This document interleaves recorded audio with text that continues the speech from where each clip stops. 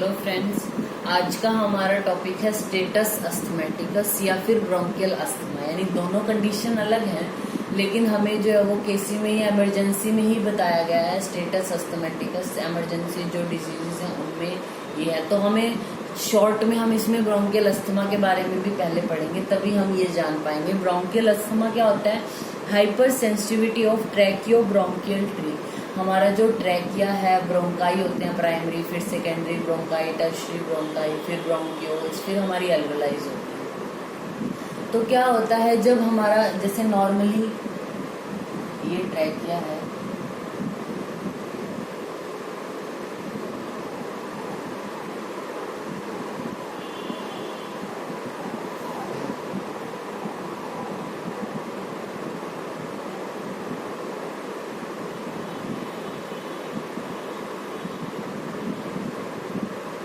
इस तरीके से ये जो हमारा ट्रैकियो ब्रोंकियल ट्री है, इसमें किसी भी वजह से हाइपर सेंसिटिविटी हो जाए तो क्या होगा? पेशेंट को सांस लेने में प्रॉब्लम हो जाती है, जिसको हम बोलते हैं ब्रोंकियल अस्थमा। अगर ये जो अस्थमा जो है, ये बीमारी जो है वो अटैक की फॉर्म में आता है, मतलब किसी भी प्रेसिपिटेटिंग फैक्टर्स की वजह से, जैसे एलर्जी है किसी चीज से उसको और उसने वो एलर्जन खा लिया फूड के थ्रू, या डस्ट, पॉलन ग्रेन, किसी से भी एलर्जी है, तो एलर्जी यानी हाइपर सेंसिटिविटी की वजह से, या जो वेगस नर्व है जैसे वो ज्यादा स्टिमुलेट होगी, तो उसकी वजह से पेशेंट को ये अटैक की फॉर्म में आती है जो अस्थमा है। तो जब पेशेंट को रिपीटेड अटैक यानी कॉन्टिन्यूअस अटैक आता है अस्थमा का, तो उसको हम बोलते हैं स्टेटस अस्थमैटिकस। ये अटैक पेशेंट को जो है वो जैसे ही वो एलर्जन है जो, या जिसके प्रति वो सेंसिटिव है, वो चीज इनहेल करता है या उसके कांटेक्ट में आता है, तो उसको ये अटैक आ जाता है। या फिर वो अगर जैसे कई बार एंजाइटी की वजह से भी सोच रहा है, तो ये अटैक की फॉर्म में आता है। लेकिन जब वो अटैक बना रहे, कॉन्टिन्यूस अटैक हो अस्थमा का, वो होता है हमारा स्टेटस अस्थमैटिकस। स्टेटस अस्थमैटिकस में अब क्या होगा? पेशेंट को जैसे वो सांस लेने में प्रॉब्लम हो रही है तो हाइपोक्सिया हो जाएगा, ऑक्सीजन लेवल उसकी बॉडी में कम हो रहा है। हाइपोक्सिया की वजह से क्या होगा? साइनोसिस हो जाएगी बॉडी में। साइनोसिस दो तरीके की, पेरिफेरल साइनोसिस भी हो सकती है, मतलब जो ईयर है, सोल है, पाम है, वो उसमें साइनोसिस होना, या फिर सेंट्रल साइनोसिस जैसे टंग है या लिप्स है, उनमें साइनोसिस होना। जो पल्स रेट है वो बढ़ जाएगा पेशेंट का, और टैकिनिया हो जाएगा, ठीक है। रेस्पिरेटरी रेट भी 20 से ज्यादा हो जाएगा, अनकॉन्शियस भी हो सकता है पेशेंट। अगर ऑन एग्जामिनेशन देखोगे आप स्टेटस अस्थमैटिकस के पेशेंट को, साइलेंट चेस्ट मिलेगी, पल्सस पैराडॉक्सस मिलेगा। फिर आते हैं इसके क्लिनिकल फीचर क्या होंगे? डिस्निया यानी सांस लेने में प्रॉब्लम हो रही है पेशेंट को, कफ होती है, ऑन एग्जामिनेशन वीजेस मिलेंगे। अब इसको आप डायग्नोज कैसे करते हो? इन्वेस्टिगेशंस क्या क्या करानी है आपने? जैसे HB, DLC, ESR, chest x ray कराना है, और पल्मोनरी फंक्शन टेस्ट कराना है पेशेंट का, ठीक है, PFT कराना है। फिर एक इम्पॉर्टेंट होता है आर्टीरियल ब्लड गैस एग्जामिनेशन,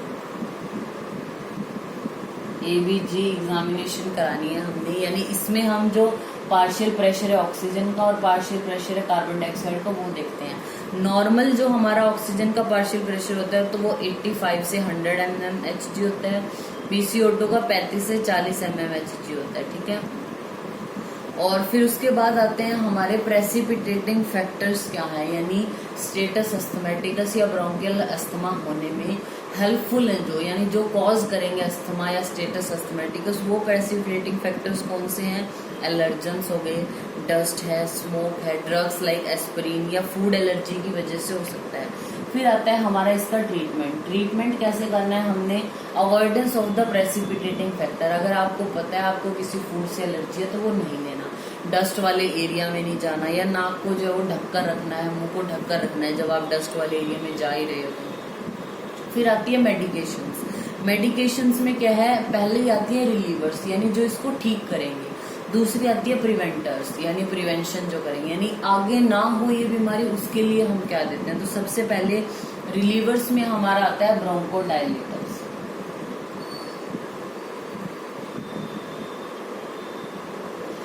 ये ब्रोंकाई का जो साइज है, यानी इसमें या तो म्यूकस भर गया इस वजह से, या इसकी हाइपर सेंसिटिविटी होगी तो ये क्या हो जाएंगी, ये एरिया नैरो हो जाएगा, जिसकी वजह से पेशेंट को सांस लेने में प्रॉब्लम हो रही है। तो ब्रोंकोडायलेटर्स क्या है, ये जो ब्रोंकाई है इसको डायलेट कर देंगे तो ज्यादा ऑक्सीजन आएगी पेशेंट के पास। ब्रोंकोडायलेटर्स में हमारे B2 एगोनिस्ट आते हैं। पहले B2 एगोनिस्ट में हम बात करते हैं सबसे पहले शॉर्ट एक्टिंग B2 एगोनिस्ट यानी साबा, इसको हम ऐसे डिनोट करते हैं। तो इसमें आएगा साल्ब्यूटामोल है जो एथिलीन इनहेलर की फॉर्म में आता है, 5 मिनट्स में एक्शन हो जाता है इसका। अगर टैबलेट फॉर्म में ले साल्ब्यूटामोल को तो 2 mg या 4 mg की टैबलेट आती है। फिर आते हैं लॉन्ग एक्टिंग B2 एगोनिस्ट लाबा, जो होते हैं साल्मिट्रोल या फॉर्बिट्रोल है ये हमारे, या उसके अलावा एंटीकोलिनर्जिक ड्रग्स में जो लार्जर ब्रोंकाई पर अपना काम करती है वो है इप्राटोपियम ब्रोमाइड। उसके अलावा ब्रोंकोडायलेटर जो है वो हमारे थियोफाइलिन है, डेरिफाइलिन है, वो हम पेशेंट को दे सकते हैं। फिर जो प्रिवेंट करेंगे ये अटैक दोबारा ना हो तो उसके लिए हम देते हैं एंटी इन्फ्लामेटरी। एंटी इन्फ्लामेटरी में हमारे जैसे हम जो ग्लूकोकॉर्टिकॉइड्स दे सकते हैं वो 3 फॉर्म में देते हैं पेशेंट को, ओरल, इनहेलर और आईवी फॉर्म। ठीक है, तो अगर हम इनहेलर की बात करें तो जैसे बैक्लामिथासोन है, आईवी की बात करें तो हाइड्रोकोर्टिसोन, ओरल फॉर्म में हम प्रेडनिसोलोन जैसे दे सकते हैं पेशेंट को। इसके अलावा और क्या मेडिकेशन हो सकती है स्टेटस अस्थमैटिकस या ब्रोंकियल अस्थमा की, मास्ट सेल स्टेबलाइजर में जैसे हमारा सोडियम क्रोमोग्लाइकेट है, ल्यूकोट्रिन इनहिबिटर्स में जैसे मोंटेल्यूकास्ट है। अब हम स्टेटस अस्थमैटिकस या ब्रोंकियल अस्थमा का पेशेंट है उसको हमें ट्रीटमेंट कैसे प्लान करना है वो हम पढ़ते हैं। तो सबसे पहले स्टेज, सेकंड है क्विक रिलीफ, फिर थर्ड है हमारा prevention for further attack. Stage 1 का मतलब क्या है, इंटरमिटेंट हमें ब्रोंकियल अस्थमा है अगर किसी पेशेंट को, यानी 2 अटैक से कम आते हैं उसको एक हफ्ते में पेशेंट को 2 से कम अटैक आ रहे हैं यानी वो इंटरमिटेंट ब्रोंकियल अस्थमा यानी स्टेज 1 है हमारी। उसमें हम पेशेंट को एक B2 एगोनिस्ट दे देते हैं। ठीक है, जिसे साल्ब्यूटामोल हमने दे दिया। प्रिवेंशन के लिए कुछ नहीं देना। फिर आता है माइल्ड परसिस्टेंट, अगर ब्रोंकियल अस्थमा है मतलब मोर देन 2 अटैक आ रहे हैं उसको एक वीक में, तो हमें क्या चलाना है, एक B2 एगोनिस्ट चलाएंगे, उसके साथ हम एंटीकोलिनर्जिक ड्रग है जो हमारी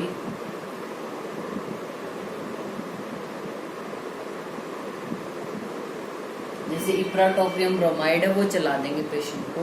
प्रिवेंशन के लिए क्योंकि ज्यादा वीक में 2 बार से ज्यादा अटैक आ रहे हैं तो क्या देंगे, लो डोज ऑफ प्रेडनिसोलोन यानी ओरल फॉर्म में हम देंगे, लो डोज में देंगे। ठीक है, फिर आता है हमारा मॉडरेट परसिस्टेंट ब्रोंकियल अस्थमा यानी डेली अटैक आ रहा है पेशेंट 7 दिन, जैसे हफ्ते में 7 दिन डेली अटैक आ रहा है तो क्विक रिलीफ के लिए तो हम उसको एक B2 एगोनिस्ट और इप्राटोपियम ब्रोमाइड देंगे। प्रिवेंशन के लिए क्या करेंगे, हाई डोज ऑफ स्टेरॉइड यानी जो हमारा जो सेकेंड स्टेज थी इसमें हमने क्या किया था, प्रेडनिसोलोन की लो डोज दी थी। अब थर्ड बारे में यानी हमारा जो डेली अटैक आ रहा है पेशेंट को उसको हाई डोज देंगे इनहेलर फॉर्म में जैसे बैक्लोमिथासोन और ओरल स्टेरॉइड भी साथ में चला के रखेंगे। ठीक है, फिर आता है हमारा सीवियर परसिस्टेंट ब्रोंकियल अस्थमा है, अगर सीवियर फॉर्म में है और परसिस्टेंट है, ये क्या था हमारा मॉडरेट परसिस्टेंट था, मतलब ज्यादा एक तरह से मॉडरेट कंडीशन है लेकिन डेली अटैक आ रहा है। इसमें क्या है, सीवियर कंडीशन है, डेली अटैक आ रहा है तो ये क्विक रिलीफ के लिए तो हम B2 एगोनिस्ट और इप्राट्रोपियम ब्रोमाइड ही रखेंगे। प्रिवेंशन में हम हाई डोज ऑफ इनहेलर कर देंगे और IV चलाएंगे स्टेरॉइड्स। ठीक है, फिर हमारा आता है स्टेटस अस्थमैटिकस की बात।